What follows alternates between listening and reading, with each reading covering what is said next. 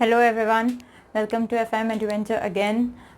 This is Twinkle Soni. फिर से solution and colligative थोड़ा सा ही बचा है। वैसे अब RLVP हम लोगों ने किया था लास्ट, है ना, और RLVP के क्वेश्चंस बट बचे हुए थे। RLVP हमने नॉन इलेक्ट्रोलाइट सॉल्यूट्स के लिए वाले तो क्वेश्चन कर लिए थे, बट इलेक्ट्रोलाइट सॉल्यूट्स वाले क्वेश्चन हमारे बचे हुए थे। वेंट ऑफ फैक्टर हम लोगों ने लास्ट वीडियो के अंदर देखा था, और इस वीडियो में मुझे इलेक्ट्रोलाइट सॉल्यूट यानी ऐसे सॉल्यूट जो एसोसिएट या डिसोसिएट होते हैं, ऐसे सॉल्यूट्स को जब मैं सॉल्यूशन बनाऊंगी तो फिर RLVP यानी उनका क्या रहेगा, उसका PS क्या रहेगा, RLVP से रिलेटेड क्वेश्चंस मुझे आज करने थे। ठीक है, सो आज मैं फाइनली आपको वो वाले सारे क्वेश्चंस करा देती हूँ, और फिर उसके बाद एक बहुत ही छोटा सा एक्सपेरिमेंट है, ओसवाल्ड वॉकर मेथड या ओसवाल्ड वॉकर एक्सपेरिमेंट, जो कि RLVP के ऊपर मतलब फिर से उसके ऊपर चीज़ें बेस्ड हैं। ठीक है ना, उस एक्सपेरिमेंट की मदद से हम प्रेशर ऑफ सोल्यूशन निकालते हैं।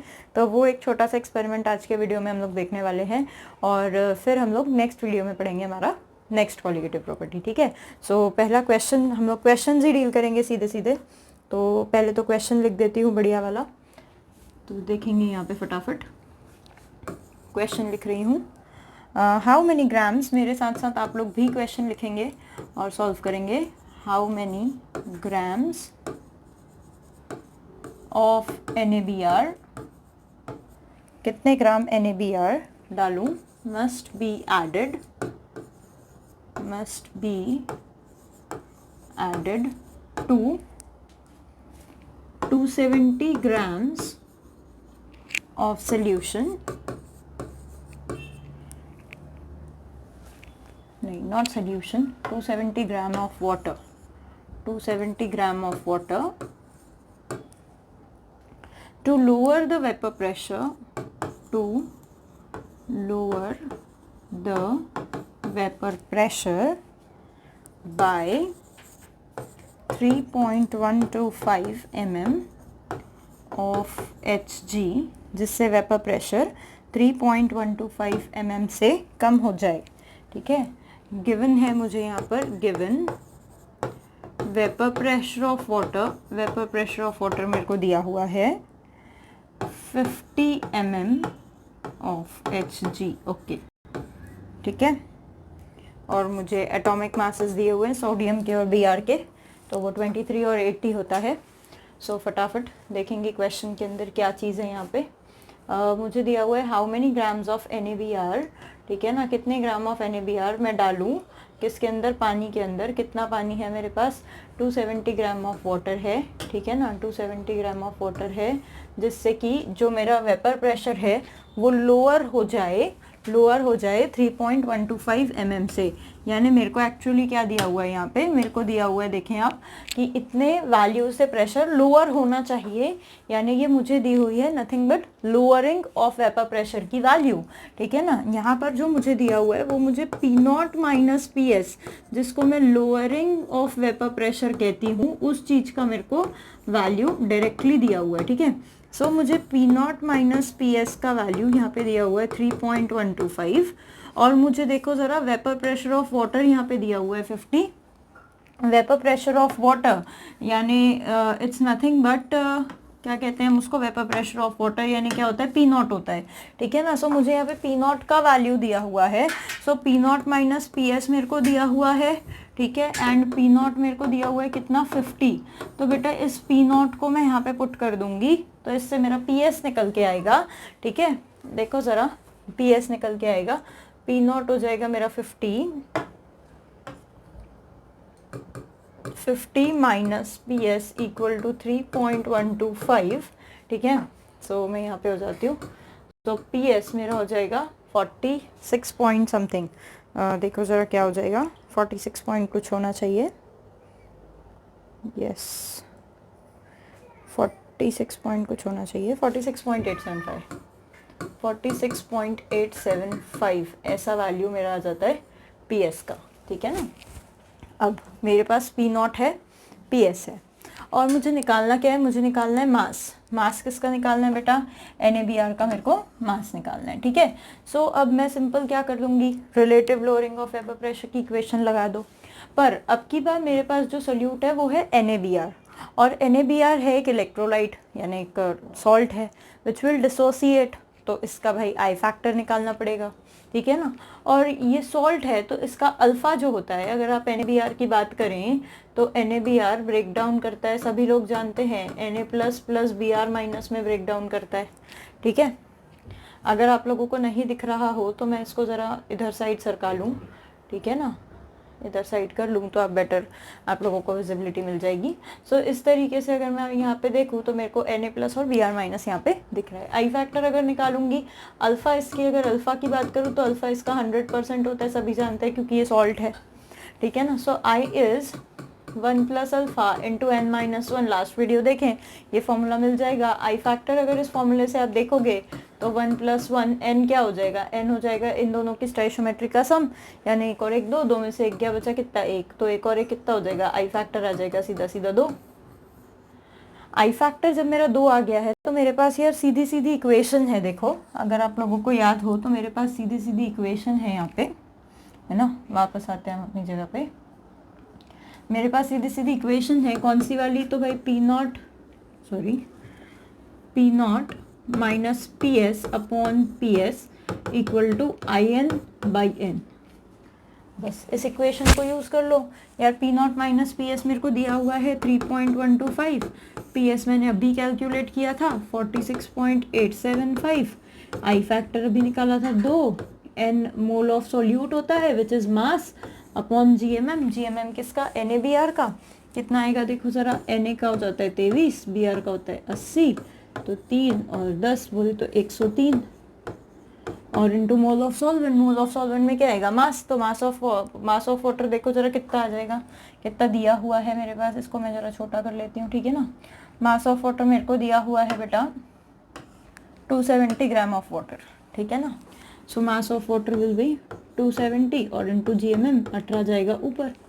बस क्या है, इस चीज़ को कैलकुलेट कर लो यार, कर तो सकते होंगे, बड़ा ही आसान है, ठीक है ना, सीधा सीधा 9 से कट जाएगा ये, तो इस चीज़ को कैलकुलेट कर लो, मास निकल आएगा। ये मास किसका निकल के आ रहा है, सॉल्यूट यानी NaBr का, तो यहाँ से जो मास आपको मिलेगा NaBr का, that will be 51.5 grams, 51.5 grams के आसपास आपको मास यहाँ से मिलेगा। आई होप समझ में आया होगा। एक बार फिर ओवरलुक करवा देती हूँ। क्या बोल रहा था आपको, NaBr का मास निकालने बोल रहा था, ठीक है ना। सॉल्वेंट का मास आपको दिया हुआ था, पानी दिया हुआ है, सॉल्वेंट। अब यहाँ पे जो डिफरेंस था इस क्वेश्चन में, जो हमने पहले RLVP के क्वेश्चन किया और जो यहाँ किया है, इन दोनों में एक छोटा सा डिफरेंस यही था कि भाई यहाँ पे हमने जो सॉल्यूट लिया हुआ है वो इलेक्ट्रोलाइट है, NaBr टूटेगा, तो यहाँ पे हमें आई फैक्टर को, वेंट ऑफ फैक्टर को लेना होगा। और वेंट ऑफ फैक्टर हम कैसे कैलकुलेट करेंगे, तो हमारे पास फॉर्मूला है which is 1 plus alpha into n-1, ठीक है। बहुत अच्छे से मैंने ये आपको कैलकुलेट करना सिखाया था, लास्ट लेक्चर आप देखेंगे तो पता लग जाएगा। सो देख लें अच्छे से एक बार, है ना, फिर मैं आगे चलती हूँ अगले क्वेश्चन पे। सो चलते हैं आगे, बात करते हैं अगले क्वेश्चन की। अच्छा क्वेश्चन है अगेन। यहाँ पे अब जब अल्फ़ा लिया था मैंने, तो अल्फ़ा तो मैंने 1 ले लिया था, पर यहाँ पे देखेंगे यहाँ पे अल्फ़ा 1 नहीं दिया हुआ है, यहाँ पे अल्फ़ा की वैल्यू 1 से कुछ अलग दी हुई है, ठीक है। देखते हैं ज़रा, the degree of dissociation, the degree of dissociation, जो डिग्री दिया है डिसोसिएशन का, किसका, MgCl2 नाम का एक सॉल्यूट है उसका, ठीक है। इन अ डाइल्यूट एक्वस सोल्यूशन, एक डाइल्यूट एक्वस सोल्यूशन है बेटा उसका, उसमें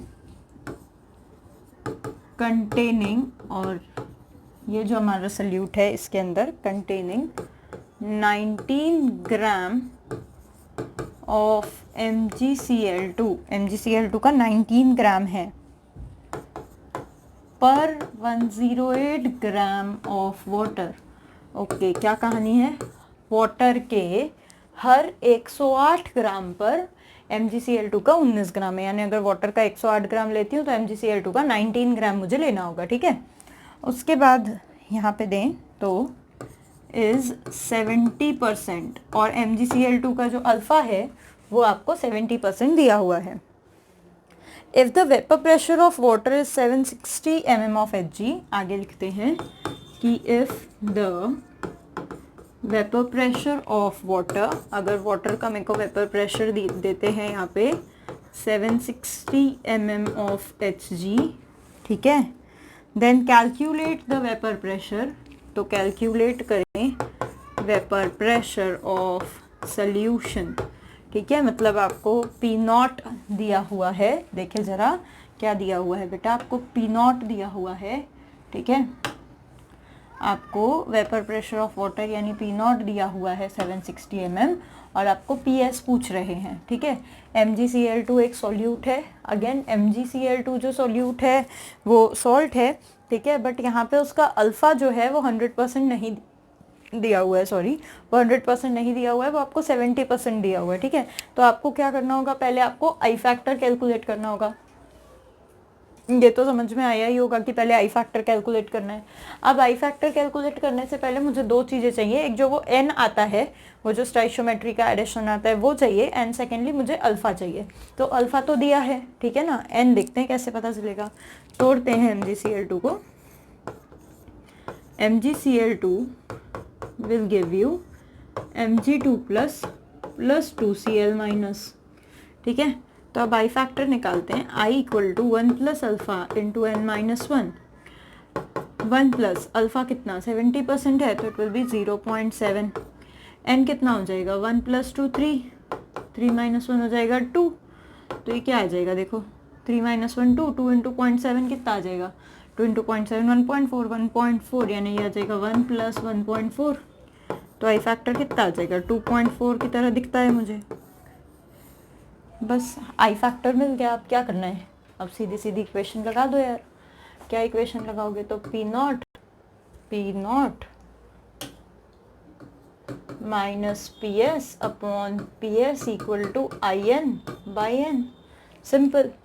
यही इक्वेशन तो चल रही है। P0 क्या देते हैं 760, PS निकालना है, upon PS equal to I factor कुछ 2.4 आया था, N क्या है, तो N है भाई मेरा मोल ऑफ सोल्यूट, ठीक है ना, मोल ऑफ सोल्यूट। तो मोल ऑफ सोल्यूट में क्या लगेगा, मास कितना है 19 ग्राम।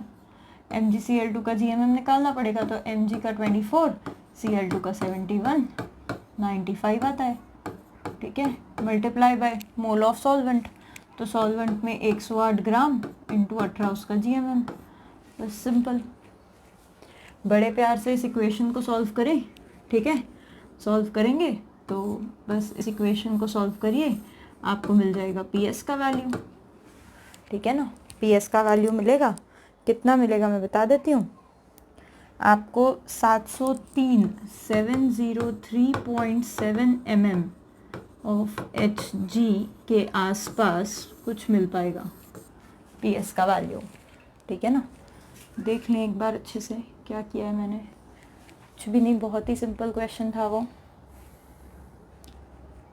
MgCl2 लिया था इलेक्ट्रोलाइट, ठीक है ना, MgCl2 लेकर के उसको सॉल्वेंट में घोल दिया था, सॉल्वेंट का मास दिया था, MgCl2 का भी मास दिया था, GMM भी दिया था, आई फैक्टर निकाल लिया, आई फैक्टर अल्फ़ा दिया हुआ था उससे आई फैक्टर निकाला है, उसके बाद क्या किया PS कैलकुलेट कर लिया। I guess you guys are getting it very clearly. So let's move on to the another concept, ठीक है ना। अब आगे बढ़ते हैं उस एक्सपेरिमेंट पे, उस वो जो एक एक्सपेरिमेंट की मैं बात कर रही थी, ओसवाल्ड एंड वॉकर मेथड। कुछ बोर्ड्स में भी, कुछ स्टेट के बोर्ड में भी ये दिया हुआ है, ठीक है ना। तो देख लेंगे ओसवाल्ड एंड वॉकर मेथड, देखते हैं क्या चीज़ है। So experimental method,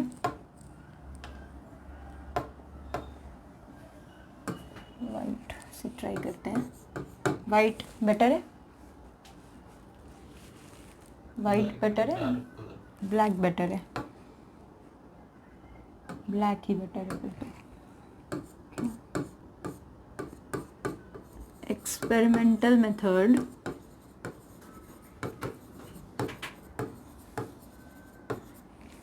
to calculate और to determine relative lowering of vapour pressure. तो भाई ये कौन सा एक्सपेरिमेंटल मेथड है ऐसा, ठीक है ना, जो कि डिटरमाइन करेगा. So basically this is Oswald walker method, OSTWALD, Oswald walker method. So by this method we can experimentally determine RLVP. ठीक है, क्या है इस मेथड के अंदर? बहुत ही सिंपल, बहुत ही कॉमन सेंस वाला मेथड है. देखो बताऊंगी क्या है इस मेथड के अंदर. ठीक है, बहुत सिंपल है. हम क्या करते हैं इस मेथड के अंदर, इस एक्सपेरिमेंट के अंदर कुछ 2 कंटेनर्स लेते हैं. वैसे तो मल्टीपल कंटेनर्स यानी 4-5 कंटेनर दिए होते हैं. आप किसी बुक में अगर इस पढ़ने जाएंगे इसे तो आपको मल्टीपल कंटेनर्स मिलेंगे. ठीक है, बट समझने के लिए, ईजी करने के लिए मैं आपको 2 ही कंटेनर बता रही हूँ, है ना. एक कंटेनर होगा जिसमें हम प्योर सॉल्वेंट लेंगे, एक कंटेनर होगा जिसमें हम सोल्यूशन लेंगे, और एक ट्यूब होगी जिसमें हम कोई डिहाइड्रेटिंग एजेंट लेंगे. Now what is dehydrating agent? Dehydrating agent एक ऐसा कुछ केमिकल होता है, कुछ ऐसी चीज़ होती है जो कि किसी भी चीज़ से वाटर को एब्जॉर्ब कर सकती है. It is a very good moisture absorber. ठीक है, सिलिका जेल देखा होगा आप लोगों ने. आप लोग कोई भी चीज़ अगर खरीद के लाते हो, कोई प्लास्टिक कंटेनर या कुछ भी खरीद के लाते हो, तो देखना उसके अंदर ना ऐसे छोटे छोटे पैकेट्स में, कुछ तो भी वाइट कलर का कोई पैकेट होता है, उसमें लिखा होता है डू नॉट स्वेलो, है ना. तो वो क्या चीज़ होती है? तो वो होता है एक्चुअली सिलिका जेल. किस काम आता है? तो भाई सिलिका जेल का काम है कि वो मॉइस्चर कंटेंट जितना भी है उस कंटेनर में या उस चीज़ में, उस मॉइस्चर कंटेंट को एब्जॉर्ब कर ले ताकि उसको ड्राई रखे. ठीक है, क्योंकि मॉइस्चर रहेगा तो बैक्टीरिया पनपेंगे और बाकी सारी प्रॉब्लम्स होगी, है ना. खैर, तो इस तरीके से जो चीज़ें होती है जो कि मॉइस्चर को एब्जॉर्ब कर लेती हैं वो कहलाती हैं क्या कहते हैं उसको? डिहाइड्रेटिंग एजेंट, या उन्हें डेसिकेटर भी कहते हैं. ठीक है, सो मैं यहाँ पे बेसिकली कंटेनर ले रही हूँ. लेते हैं, देखो बढ़िया कंटेनर लेते हैं, मस्त. ठीक है, ये एक कंटेनर लिया है मैंने यहाँ पे. अरे अरे अरे अरे, ओके, ये एक कंटेनर लिया है. आप बुक्स में देखेंगे तो वो राउंड बॉटम फ्लास्क बनाते हैं. ठीक है, इट हार्डली मैटर्स. ठीक है ना, राउंड बॉटम फ्लास्क हो या जैसे हो, मैटर नहीं करेगा. सो यहाँ पे मैंने क्या किया है, इस कंटेनर 1 में, या मैं इसको A कंटेनर बोल देती हूँ और मैं इसको B कंटेनर बोल देती हूँ. वेयर इट इज़, अरे अरे अरे, ठीक है, फिर बना लेते हैं.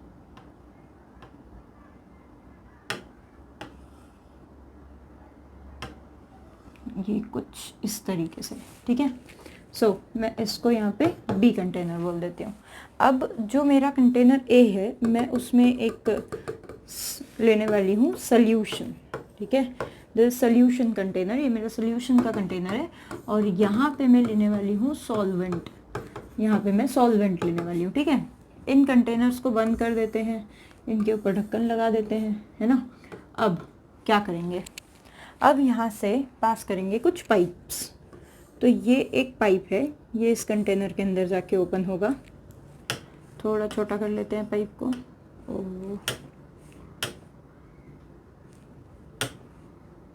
इसे भी छोटा कर लेते हैं. ये एक पाइप है. अरे यार, ये ऐसे क्यों हो रहा है?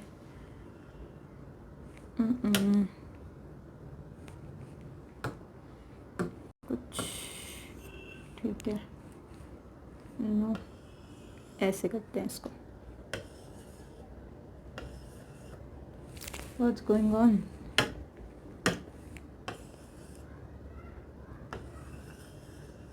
ओके ओके, ठीक है, ये एक पाइप यहाँ पे जाके ओपन होगा. अब यहाँ से दूसरा पाइप जो इस कंटेनर के अंदर जाके ओपन होगा. ठीक है ना. अब यहाँ पे एक चीज़ देखने लायक होगी कि ये जो सोल्यूशन है ये क्या करेगा. सोल्यूशन वेपराइज होगा और वेपराइज होके यहाँ पे बनाएगा वेपर. ठीक है ना. और जो वेपर यहाँ पे बनेगी, उस वेपर का कुछ प्रेशर होगा जिसे हम वेपर प्रेशर ऑफ सोल्यूशन कहते हैं. और वेपर प्रेशर ऑफ सोल्यूशन को हम रिप्रेजेंट कैसे करते हैं? हम रिप्रेजेंट करते हैं उसे PS से. ठीक है. सिमिलरली यहाँ से सॉल्वेंट जो होगा, सॉल्वेंट भी ऊपर की तरफ वेपराइज होगा और यहाँ पर कुछ अमाउंट में वेपर क्रिएट करेगा. ठीक है। सो यहाँ पर जो वेपर क्रिएट होगी उसका भी कुछ प्रेशर होगा और उसका प्रेशर होगा वेपर प्रेशर ऑफ सॉल्वेंट। और वेपर प्रेशर ऑफ सॉल्वेंट को हम लोग क्या कहते हैं? वेपर प्रेशर ऑफ सॉल्वेंट को हम पी नॉट से रिप्रेजेंट करते हैं, ठीक है ना। सो वेपर प्रेशर ऑफ सॉल्वेंट को हम पी नॉट से रिप्रेजेंट करते हैं। तो इस कंटेनर में जो प्रेशर बनेगा वो रहेगा पी एस और उस कंटेनर में जो प्रेशर रहेगा वो रहेगा पी नॉट। और हम सब जानते हैं कि भाई साहब पी नॉट जो होने वाला है वो बड़ा होने वाला है किससे? पी एस से, ठीक है, हमेशा बड़ा होगा। एक वैल्यू अज्यूम कर लेते हैं यार, लेट पी नॉट बी 100। देखो मैं अज्यूम कर रही हूँ, है ना। पी एस भी उससे छोटा कुछ भी ले लो, 80 ले लो, चलो ठीक है ना। पी एस उससे छोटा कुछ हो जाएगा, 80 हो जाएगा, ठीक है। सो पी नॉट को मैंने कुछ 100 अज्यूम कर लिया, पी एस को मैंने कुछ 80 अज्यूम कर लिया। अब क्या होगा? अब होगा ये कि बेटा यहाँ से मैं एक और क्या बोलते हैं वो निकाल रही हूँ, ठीक है ना। अब यहाँ से मैं एक और ये निकालती हूँ अपना पाइप, और ये पाइप जो है ये पाइप यहाँ जाएगा। एक सेकेंड, इस पी एस को ज़रा यहाँ लिख दिया जाए, पी नॉट भी 100 एंड पी एस को ले लेते हैं 80, यहाँ लिख देते हैं इसको, ठीक है। अब ये जो पाइप है ये इसके अंदर जाएगा और यहाँ पे मैंने ले रखा है कुछ अमाउंट में CaCl2, ठीक है। CaCl2 which is acting as a dehydrating agent, जो कि है एक डिहाइड्रेटिंग एजेंट, यानी कि ये वाटर एब्जॉर्ब करने वाला है। तो अब होगी क्या कहानी कि मैं ये सब कुछ करने से पहले मैंने ना सब वज़न कर लिया होगा। वेट कर लेते हैं हम इसका वज़न, मतलब वेट मेजर कर लेते हैं कि भाई ये कंटेनर कितने वज़न का है, फिर सोल्यूशन हम कितने वज़न का ले रहे हैं, फिर सोल्यूशन भरने के बाद कंटेनर का वज़न कितना, और एकदम एग्जैक्ट मेजर करते हैं, ठीक है। तो इस कंटेनर का वज़न मैंने कुछ मेजर कर लिया एक्सपेरिमेंट होने से पहले, फिर इस कंटेनर का भी वज़न मैंने कुछ एक्सपेरिमेंट होने से पहले वज़न कर लिया, फिर CaCl2 का भी मैंने कुछ वज़न मेजर कर लिया, ठीक है। अब मैंने क्या किया? अब मैंने एक्सपेरिमेंट शुरू किया, और एक्सपेरिमेंट शुरू करने के लिए मैंने इस पैसेज में से पास की है ड्राई एयर मतलब सूखी हुई हवा का मतलब है ऐसी एयर जिसमें मॉइस्चर या वेपर बिल्कुल भी नहीं है, यानी जिसका वेपर प्रेशर 0 है, जिसके अंदर कोई किसी तरह की वेपर नहीं है। तो अब क्या होगा?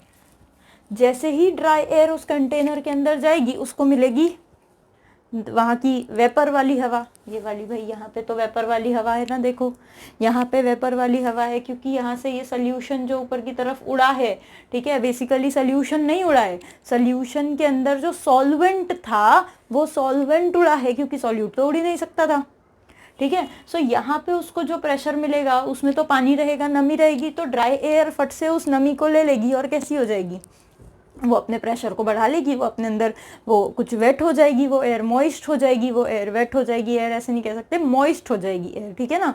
और मॉइस्ट हो जाएगी और कुछ ना कुछ वेपर प्रेशर गेन कर लेगी। तो मुझे बताओ कितना वेपर प्रेशर गेन करेगी? तो भाई जब भी एयर उस कंटेनर में जाएगी तो वो इक्विलिब्रियम, वो 0 वेपर प्रेशर से पीएस वेपर प्रेशर तक आने की कोशिश करेगी ना। ऑब्वियसली उसके पास 0 था, अभी पीएस मैंने कितना लिया था? 80, ठीक है। तो वो 0 से धीरे धीरे कहाँ तक आने की कोशिश करेगी? 80 तक, और 80 पे आके वो वहीं पर रुक जाएगी, ठीक है ना। सो यहाँ पर जैसे ही ड्राई एयर आएगी वो उसका प्रेशर कितना हो जाएगा भाई? पीएस जितना, ठीक है ना। और फिर अब वो पीएस वाले प्रेशर को लेकर इस कंटेनर से आगे बढ़ेगी, सही है। पीएस मतलब मैंने जो भी 80 अज्यूम किया था वो, है ना। अब जब वो इस पीएस वाले प्रेशर को लेकर आगे बढ़ेगी तब क्या होगा? तब देखो फिर इस कंटेनर में आएगी, सही है। अच्छा, इस कंटेनर में आएगी तो क्या होगा देखते हैं बाद में। पहले जब वो इस पीएस वाले कंटेनर को लेकर आगे बढ़ी तब उसने क्या किया, यहाँ पे जितना भी मॉइस्चर था वो उसने ले लिया। अच्छा, मॉइस्चर यानी क्या? तो भाई वाटर मॉलिक्यूल लेकर एयर चली गई तो इस डब्बे में कुछ वाटर मॉलिक्यूल्स कम हो गए ना। तो जब डब्बे के अंदर कुछ मॉलिक्यूल्स कम हो जाएंगे तो डब्बे का क्या होगा वेट लॉस हो जाएगा, ठीक है ना। फिर हम वापस एयर को वापस जब हम आगे बढ़ा देंगे उसके बाद जब हम इस कंटेनर के वेट को वापस मेजर करेंगे तो हमने ये पाया कि भाई कुछ वजन कम हो गया। क्यों वजन कम हो गया? क्योंकि एयर ने यहाँ के जो मॉइस्चर के मॉलिक्यूल्स थे उसे लेकर वो कहाँ चले गई? आगे चले गई, ठीक है ना। सो मैंने क्या एक्सपीरियंस किया या मैंने क्या देखा? तो भाई मैंने देखा कि देयर वाज वेट लॉस किस में हुआ था? वेट लॉस हुआ था कंटेनर ए में, ठीक है ना। और वो कितना हुआ था या कितना होगा, तो देखो एग्जैक्ट वैल्यू तो नहीं पता की जा सकती, पर हाँ ये बात मैं कह सकती हूँ कि जितना ज़्यादा वेपर ऊपर बनेगा, ठीक है, जितना ज़्यादा वेपर ऊपर बनेगा उतना ही ज़्यादा वेपर वो ड्राई एयर गेन करेगी और आगे भाग जाएगी। तो भाई जितना ज़्यादा वेपर ऊपर बनेगा यानी जितना ज़्यादा वेपर प्रेशर ऊपर बनेगा, क्योंकि जितना ज़्यादा वेपर बनेगा उतना ही उसका प्रेशर होगा, और वेपर प्रेशर यानी कौन? पीएस। तो मैं ऐसा कह सकती हूँ कि जितना ज़्यादा पीएस होगा वो उतना ही ज़्यादा वेपर मॉइस्चर गेन करेगी और आगे भाग जाएगी, यानी weight loss in container A ये प्रोपोर्शनल हो जाएगा पीएस से, यानी जितना ज़्यादा पीएस उतना ही ज़्यादा वेट लॉस। तो इससे मुझे यहाँ पर एक रिलेशन जो है वो ऑब्टेन हो जाएगा या मिल जाएगा, ठीक है ना। किसके बीच में मिल गया भाई ये रिलेशन? वेट लॉस और पीएस के बीच में मिल गया। ऐसे ही मैं कह सकती हूँ कि जब वो कंटेनर बी में घुसी, कितना प्रेशर लेकर? पीएस लेकर, ठीक है ना। पीएस छोटा है किससे? पी नॉट से। अज्यूम कर लिया है मैंने पीएस को 80 अज्यूम किया है, पी नॉट को 100 अज्यूम किया है। तो ऐसी हवा जिसके पास 80 का वेपर प्रेशर है, जैसे ही वो ऐसे एटमॉस्फेयर में घुसेगी जहां 100 का वेपर प्रेशर है, वो क्या करेगी? फिर गड़बड़ हो जाएगी, फिर वो इक्विलिब्रियम मेंटेन करने की कोशिश करेगी और फिर वो उस मॉइस्चर को और गेन करेगी और वेपर प्रेशर को बढ़ाकर 80 से कहाँ ले जाने की कोशिश करेगी? 20। सही है, 80 से कहाँ ले जाने की कोशिश करेगी? 20। तो ये जो हवा यहाँ से, ये जो एयर आई थी यहाँ पर, और फिर जब ये वापस यहाँ से जाएगी तो फिर वेट लॉस करेगी। भाई यहाँ से फिर मॉइस्चर लेके आगे गई ना, पर उसने मॉइस्चर कितने का लिया है? उसने क्या पूरा 100 का मॉइस्चर ले लिया? वहां से पूरे 100 वेपर प्रेशर के प्रोपोर्शनल मॉइस्चर ले लिया क्या? नहीं, 80 तो उसके पास पहले ही था। तो उसने गेन कितने का किया? भाई जितना भी डिफरेंस था उसके बराबर गेन किया, और जब उसने उसके बराबर गेन किया तो वो उतना लेकर चली गई, तो उसी के बराबर यहाँ से क्या हो गया? कम हो गया, यानी यहाँ से भी वेट लॉस होगा। और कितना होगा? तो भाई वेट लॉस जो होगा इन कंटेनर, कहाँ पर? इन कंटेनर बी, वो प्रोपोर्शनल होगा कितने का? तो भाई जितना उसके पास, मतलब जो डिफरेंस के बराबर था, ठीक है ना, वो उसके प्रोपोर्शनल वेट लॉस होगा, यानी P not minus P S के प्रोपोर्शनल वेट लॉस होगा। सही है। सो इस तरीके से हमें ये एक और इक्वेशन मिल गई। अब क्या होगा आगे? ठीक है, इसे मैं दे देती हूँ इक्वेशन नंबर 1, इसे दे देती हूँ इक्वेशन नंबर 2। अब क्या होगा आगे? ठीक है, अब होगा कि भाई ये पूरी की पूरी मॉइस्चर पहुंचेगी CaCl2 के पास। अब CaCl2 क्या करेगा? उस पूरे मॉइस्चर को कर लेगा एब्जॉर्ब। अब जब CaCl2 पूरे मॉइस्चर को एब्जॉर्ब कर लेगा तब CaCl2 के भाई कुछ वाटर मॉलिक्यूल आ जाएंगे उसके पास, तो उसके वेट में गेन हो जाएगा। अच्छा, वेट में गेन कैसे होगा? अच्छा, पहले तो भाई जितना वेपर प्रेशर वो लेके आई होगी उसके प्रोपोर्शनल गेन होगा, और वो कितना वेपर प्रेशर लेके आई थी? तो यहाँ से PS लेके आई थी, ठीक है ना। देखो जरा कितना वेपर प्रेशर लेकर आई थी, तो यहाँ पे बताती हूँ कितना लेके आई थी। ठीक है, यहीं बता देती हूँ, ठीक है ना। फर्स्ट कंटेनर से कितना लेके आई थी? तो फर्स्ट कंटेनर से लेके आई थी PS, और सेकंड कंटेनर से कितना लेके आई थी? तो सेकंड कंटेनर से लेकर आई थी P0 माइनस PS। तो उसके पास टोटल वेपर प्रेशर कितना हो गया होगा? PS plus P0 minus PS, यानी एक्चुअली टोटल वेपर प्रेशर उसके पास कितना है? P0, यानी कि ये पूरा वेपर प्रेशर जो लेकर CaCl2 के पास गई है वो कितना था? P0 था। तो जो CaCl2 गेन करेगा वेट, वो भी किसके प्रोपोर्शनल गेन करेगा? वो इस P0 के प्रोपोर्शनल गेन करेगा। यानी अगर मैं weight gain by anhydrous CaCl2 की बात करूं तो वो प्रोपोर्शनल होगा किसके? P0 के, ठीक है ना। This is the again another equation, this is equation number 3। देखो एक बार बताती हूँ क्या क्या लिया हमने, ठीक है, समझ पा रहे होंगे, दिख रहा होगा। सो दो कंटेनर लिए थे, एक पाइप लिया था। कंटेनर में एक में सॉल्यूशन लिया था, एक में सॉल्वेंट लिया था। ड्राई एयर पास करा दी सॉल्यूशन के पास, तो ड्राई एयर ने सॉल्यूशन के वेपर प्रेशर को एब्जॉर्ब कर लिया, पीएस को एब्जॉर्ब कर लिया, तो ड्राई एयर का वेपर प्रेशर पीएस हो गया। फिर वो आगे कूद गई अगले कंटेनर में, तो पहले कंटेनर का वेट लॉस हो गया, तो पहले कंटेनर का वेट लॉस पीएस के प्रोपोर्शनल हुआ, ठीक है ना। उसके बाद फिर क्या हुआ, फिर जब आगे गई तो उसको कुछ एडिशनल वेपर प्रेशर मिला, तो उसने उस एडिशनल वेपर प्रेशर को ले लिया। फिर आगे गई तो फिर कंटेनर का वेट लॉस हुआ, तो फिर कंटेनर का वेट लॉस उस एडिशनल वेपर प्रेशर के बराबर रहा, ठीक है ना। फिर गई और जाके सारा का सारा वेपर दे दिया CaCl2 को, तो फिर उसका क्या हो गया, वेट गेन हो गया। किसके प्रोपोर्शनल हो गया, P0 के प्रोपोर्शनल हो गया। सो आई होप समझ में आया होगा। तो एक छोटा सा क्वेश्चन इसके ऊपर है। मैं क्वेश्चन पूरा नहीं करवाऊंगी, ठीक है, मैं सिर्फ क्वेश्चन लिखूंगी, आप लोग कमेंट करिएगा कि क्या आंसर होगा, है ना। सो आगे बढ़ती हूँ, मैं क्वेश्चन दे देती हूँ। Here is the question. Dry air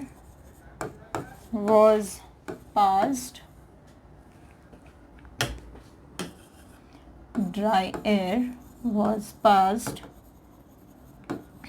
through a solution of 5 gram of solute, उसमें 5 ग्राम सल्यूट है, in 80 gram water and then it is passed through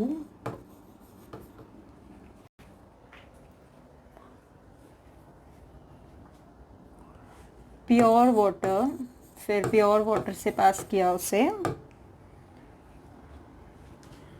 loss in weight of solution, जो कि सोल्यूशन के लॉस इन वेट है, was 2.5 gram, वो 2.5 gram है, and then of pure solvent, और pure solvent का 0.04 ग्राम है।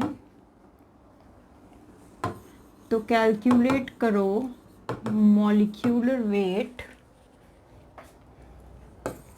ऑफ सॉल्यूट, ठीक है ना। सो आंसर आप लोग कमेंट करें कमेंट बॉक्स में, मैं अगले वीडियो में इसका आंसर बताऊंगी। So till then, goodbye guys, stay tuned with FIM, okay, bye bye.